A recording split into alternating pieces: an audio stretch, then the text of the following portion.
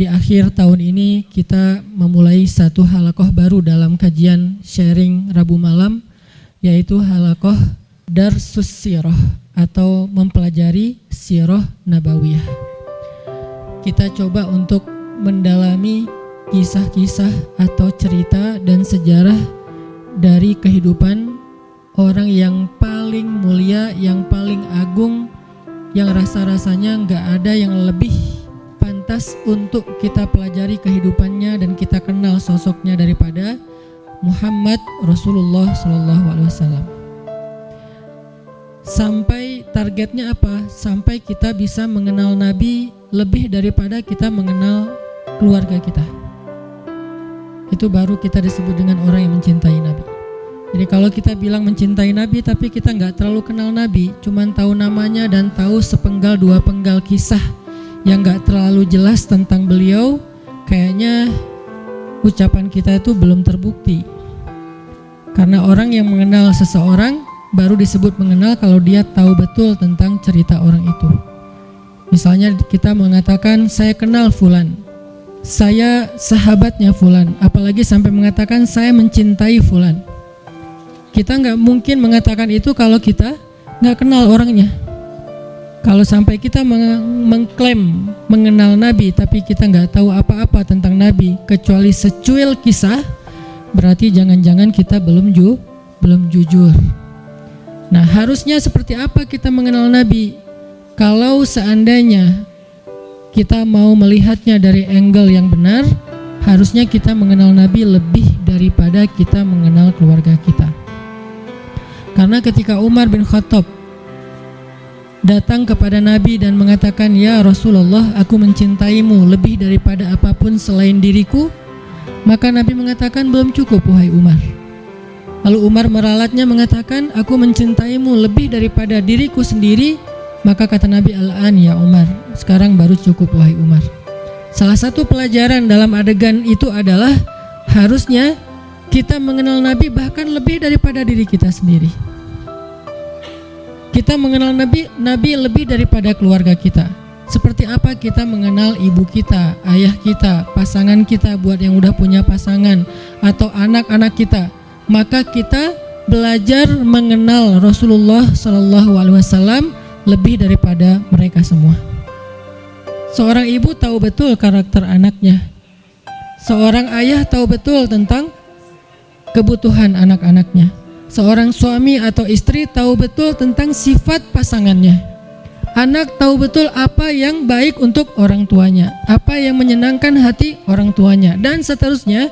Maka harusnya kita lebih tahu betul tentang Nabi daripada keluarga kita.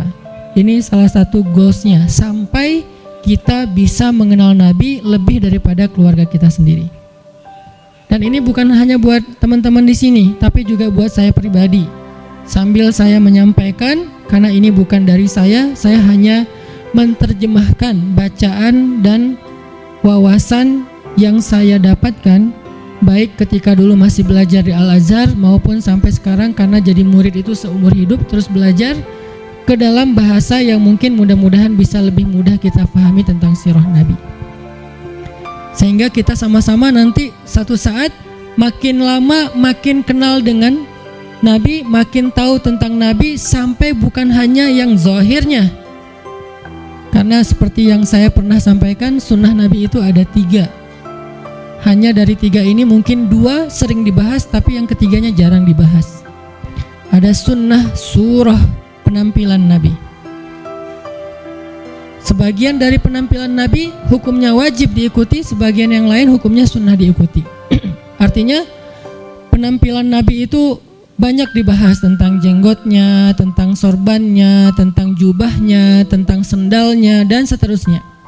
Penampilan Nabi. Kemudian yang kedua, sirah, perbuatan Nabi. Kehidupan Nabi secara zahir.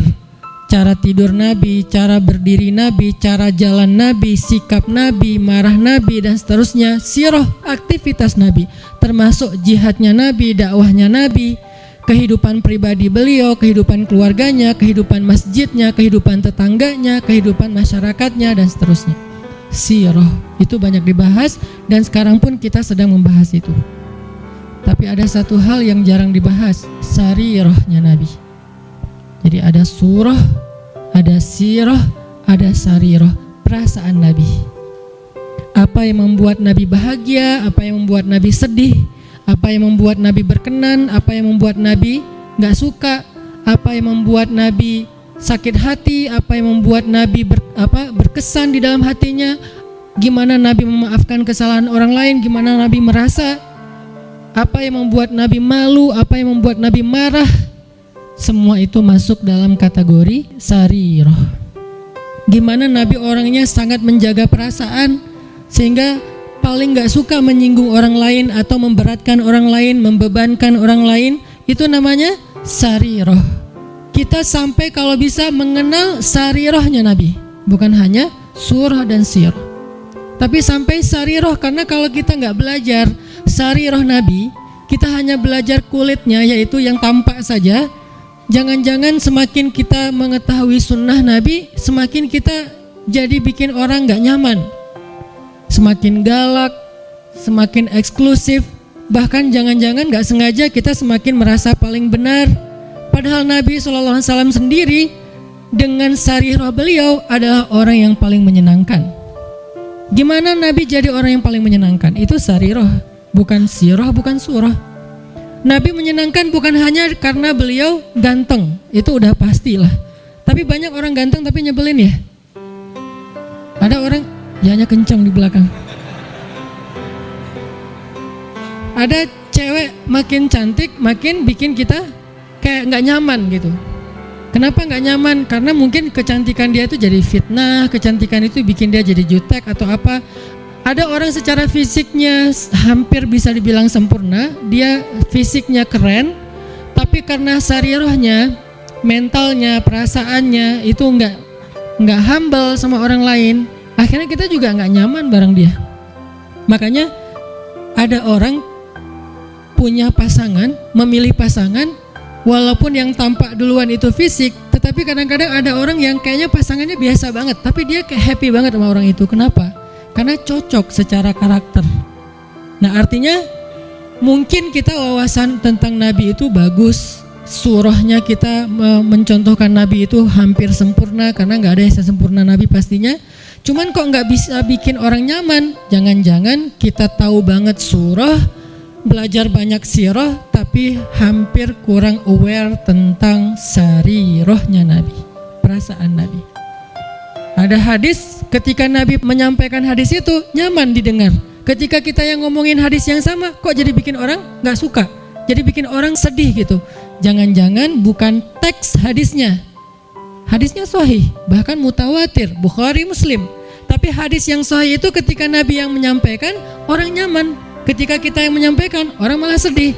Berarti ada sarirah yang kelewat, yang miss, yang kita gak mempackaging, membungkus teks tadi ketika kita menyampaikan kepada orang lain.